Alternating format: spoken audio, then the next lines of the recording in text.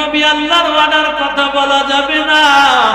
ইশারা দিয়ে আঙ্গুল দিয়া উপরে ইশারা করলে রবের হুকুমে তোমাকে রেখে যা।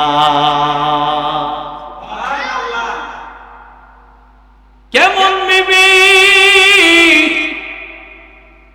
কেমন স্ত্রী হাজেরা।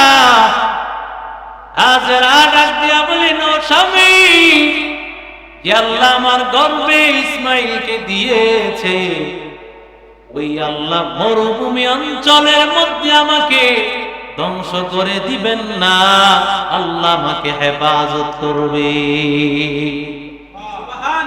আরো জোরে বলেন ভরসা কার উপর? আরো জোরে বলেন।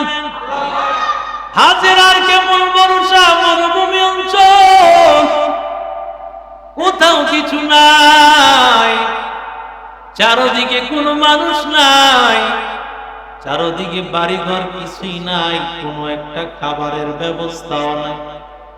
এই খাবার কতদিন থাকবে কোনো জানা নাই, কিছুই জিজ্ঞাসা করে নাই স্বামী কতদিন থাকা লাগবে, কিছু দরকার নাই, কারণ যে আল্লাহ হুকুম করেছেন ওই আল্লাহ হেফাজত করবেন, কোনো টেনশন করার কারণ না। এখন তো আমি টেনশন, স্বামী আমাদের কি হবে, এই সামান্য বেতন দিয়ে কি হবে, তো করতে হবে কি, তোমার এই বেতনে চলবে না, পাশাপাশি আরো ডানে বামে